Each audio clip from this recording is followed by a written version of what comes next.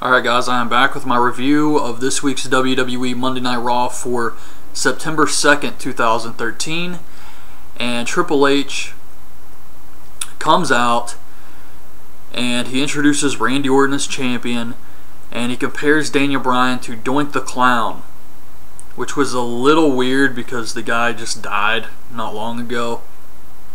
But he compares him to Doink the Clown, and he says Doink the Clown was really popular, just like Daniel Bryan, but it would be bad for business if Doink the Clown was champion.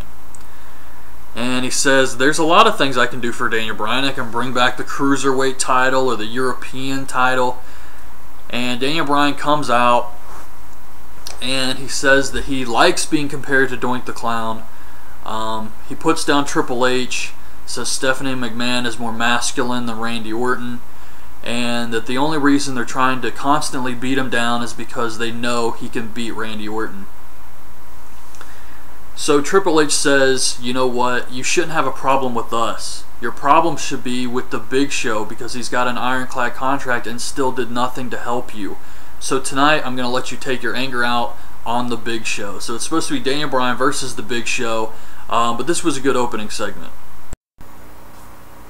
So Cody Rhodes runs into Triple H and Randy Orton backstage, and he says Big Show versus Daniel Bryan should be a good main event as long as no one gets involved. And he asks Orton, with all due respect, why he doesn't want to face Daniel Bryan at Night of Champions. So Triple H gets pissed off and puts Cody Rhodes in a match against Randy Orton, and Cody's like, this is a huge opportunity, and Triple H says, your job is on the line. So he's going to be fired if he loses the match.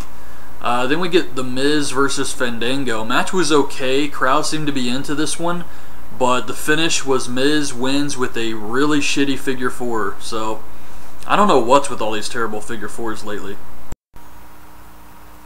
Alright, so Booker T tells Daniel Bryan backstage that he should really consider backing out of this title match at Night of Champions because the McMahon family is just too powerful. He can't defeat them. Dolph Ziggler comes out to face a mystery opponent. So he's in the ring, he's ready to fight, and he gets attacked from behind by Dean Ambrose. So Ambrose beats him down, throws him into the ring post, and then his real opponent comes out, Ryback. So Ryback just picks him apart, beats him with Shell Shocked, and then Triple H and Stephanie are backstage. Maddox comes up and says Big Show is refusing to face Daniel Bryan, and Stephanie leaves to go talk to Big Show.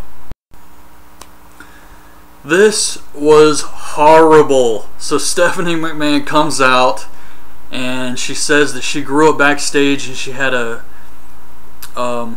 mentor or something. Big Show was always there for her, whatever. So Big Show comes out, and this is where they try to explain the ironclad contract storyline and why Big Show can't get involved despite having this contract, which still makes no fucking sense. So she says Big Show is broke. He's got no money. And someone in the crowd says he was in Waterboy. So this was really bad, but it gets worse. Then she says, and your greatest fear, I gotta go there, is that giants don't live as long as normal people. And Big Show starts crying. So this was just complete ass.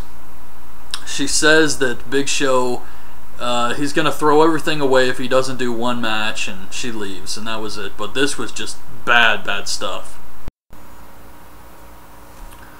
Alright, so it says that during the break, Big Show was going freaking nuts backstage, breaking a whole bunch of shit.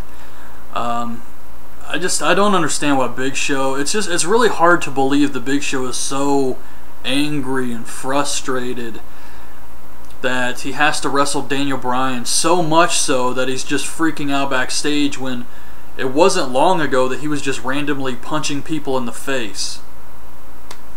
But, you know, that's wrestling. Then we get the Primetime Players versus 3MB. And the match was actually okay here, I thought. I thought it was pretty good. Titus O'Neil hits the Sky High on Jinder Mahal for the win. Alright, so Paul Heyman is backstage and he's all pissed off at Brad Maddox for putting him in the Night of Champions match. And Triple H comes up and says, I'm the one who okayed this match, and whether you try to weasel your way out of the match, I'll enjoy watching that. Or if CM Punk beats your ass, I'll enjoy watching that too. So either way, I win. And I didn't really like this because Triple H kind of came across as a babyface here. It didn't really fit with this whole evil corporation gimmick.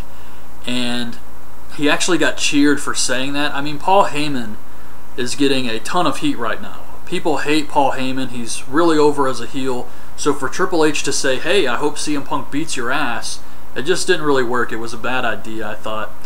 Then we get another Bray Wyatt video talking about Kane.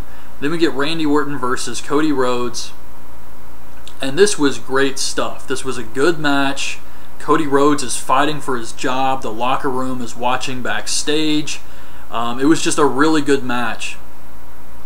So Randy Orton actually kicks out of the crossroads. And then Cody goes for the disaster kick. And he misses. Orton hits him with an RKO. Gets the win.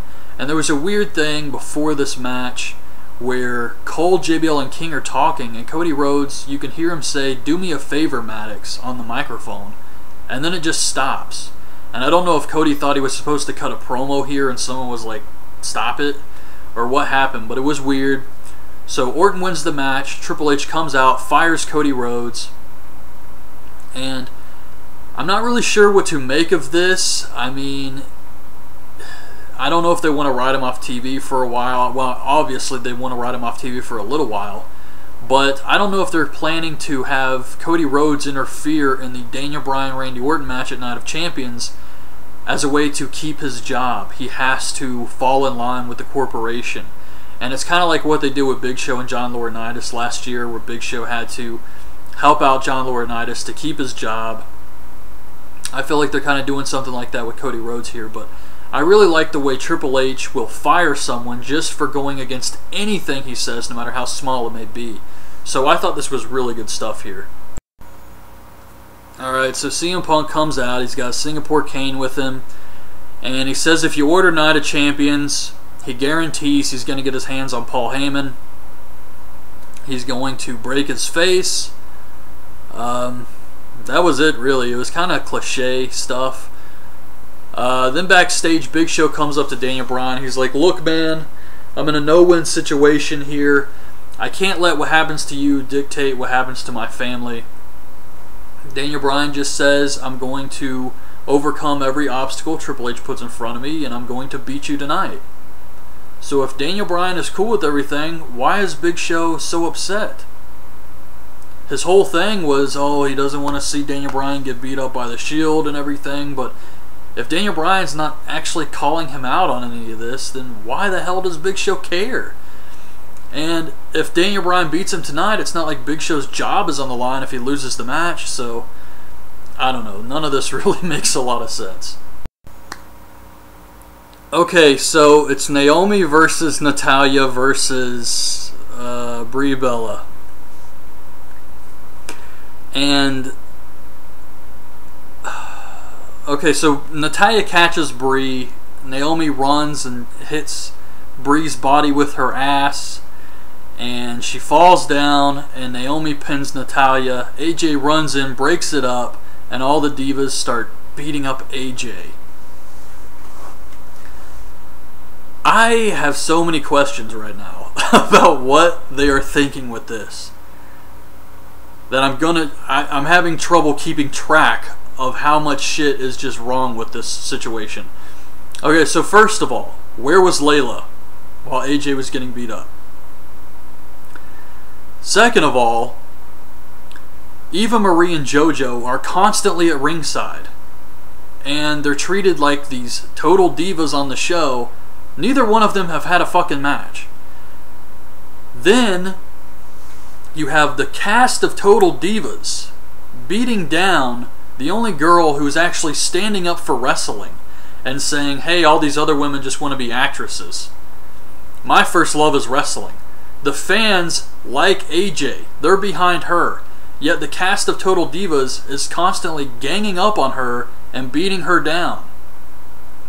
So the cast of Total Divas leaves together. The Funkadactyls, the Bellas, they're all together. That's their group. It's like a clique. It's like the NWO of the Divas division is the fucking Total Divas. They do nothing but steal the spotlight, and I mean, they have the numbers to beat up anybody who opposes them. That's the NWO. So I have no idea what's going on here. It's like AJ's supposed to be a heel, yet she's the one who's getting bullied. So I was just flabbergasted by this. To be fair about this whole Total Divas thing, I do think Natalya and Naomi want to be wrestlers, just like AJ Lee wants to be a wrestler. But if you look at the other girls, I think Cameron, Ariana, whatever, from the Funkadactyls, I have no idea what she wants, but it's not to wrestle. I think she wants to be famous for doing nothing like the Kardashians. Then you got JoJo. I think she wants to be a singer. Eva Marie wants to be some type of model, celebrity type person, kind of like the Kardashians too, probably. And who else is there? Then you got the Bella Twins. And I think they really do want to be actresses. Hell, I think it's the second episode of Total Divas, I can't remember, they go to talk to some producers in California about being in a movie. So what AJ is saying is pretty much spot on. Aside from Naomi and Natalya, of course. But yeah, once again, I have to say that the Total Divas are definitely coming across as heels here. And there's only so many combinations they can squeeze these Total Divas into matches. It's only going to last for so long. I mean, it's like every single week you have the same girls out there and you got the whole cast at ringside. It's just stupid. Okay, so it's Damien Sandow versus RVD. Del Rio comes out to distract RVD, yet RVD still wins with the frog splash. This really sucks for Damien Sandow. I didn't really care for this at all. Then Stephanie McMahon has the Divas in her office, Natalya, Naomi, and Brie, and they're complaining about how AJ doesn't have an opponent for Night of Champions yet, so Stephanie makes it a fatal four-way. So we see Cody Rhodes leaving the building, and he tells Matthews that the McMahon family has always hated the Rhodes family, and Matthews asks him about his fiancée and if he has anything to say to her, and Cody just gives him the evil eye and leaves the building. Then we get Big Show versus Daniel Bryan. The locker room is on the ramp to watch the match. Layla's there, and Big Show just keeps telling Daniel Bryan, I don't want to do this. Don't make me do this.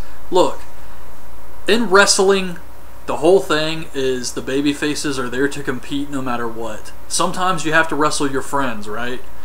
So Big Show's really just being a huge crybaby out there, and he doesn't want to wrestle Daniel Bryan because he's basically saying, I could destroy him too easily. So instead of just competing and having a match, he just doesn't want to wrestle at all. So I think this makes Big Show look really, really weak here. And it doesn't really help Daniel Bryan, but at least Daniel Bryan wants to fight. So if the guy you're going to wrestle, even if you think you can destroy him, if he still wants to go and has no problem with at least trying to have a match, then why would you keep stopping it saying, look, I don't want to do this, just quit, just give up? So that didn't really make a lot of sense.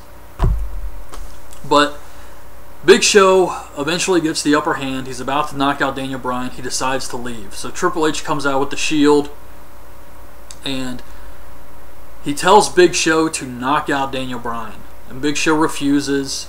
So Triple H gets in his face. Big Show starts crying. He cried the entire time. And he tells him he's got to do this for his family. So he gets in the ring. The Shield triple powerbombs Daniel Bryan. Big Show leaves again. Then Stephanie comes out and says, Big Show, you got to do this for your family. So he gets in the ring and he just does it. He knocks out Daniel Bryan. They all leave, and Randy Orton comes out and stands over Daniel Bryan with the title. That was the end of the show.